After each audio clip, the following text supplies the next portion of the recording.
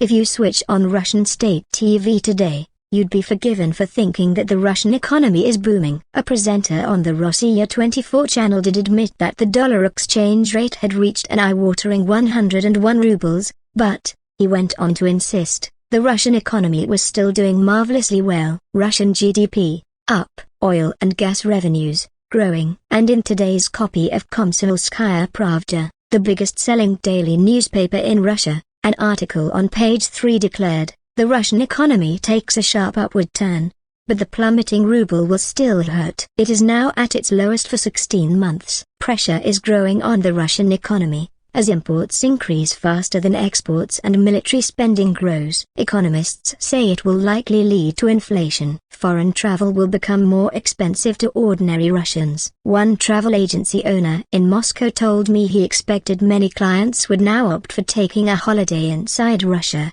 instead of traveling abroad. But going overseas was already very problematic for people here. Western sanctions against Russia's aviation industry make foreign travel very difficult. Many countries have stopped issuing visas for Russians, and financial restrictions mean their bank cards don't work in the vast majority of foreign countries. Admittedly, Russia has been here before. The ruble fell steeply after the full-scale invasion of Ukraine, but then it recovered, prompting President Putin to declare at a meeting just over a year ago, the dollar is clearly faltering, and the ruble is strengthening. But some economists here say that ruble exchange rates are now entirely managed by the central bank, and that recovery was artificially engineered.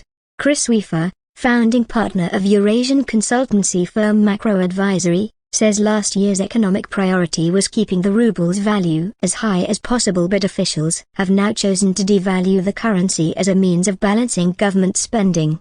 The exchange rate slide therefore reflects these decisions made by officials rather than a specific sign of an imminent crisis or a broader collapse of Russia's economy. He adds, in a market in central Moscow, I ask shoppers whether the fall in the ruble will affect them. Of course it will affect me, just like everything that's happening now, says Daniel. The economy is in the worst possible state. It's a collapse. Nothing surprises me anymore. A lady with bleached blonde hair tells me, the prices are going up. But I think their dollar rate is a temporary thing. It'll go down again. Then I meet a man called Maxim, who insists that the exchange rate has no impact on him whatsoever. I ask him whether he has trust in the authorities to manage the economy. Yes, of course, he says, and I have just signed a contract with the Russian military. In 2 weeks I am going to the special military operation in Ukraine. As a volunteer soldier, there is no panic in Russia. There are no queues outside banks here. After 18 months of war and isolation,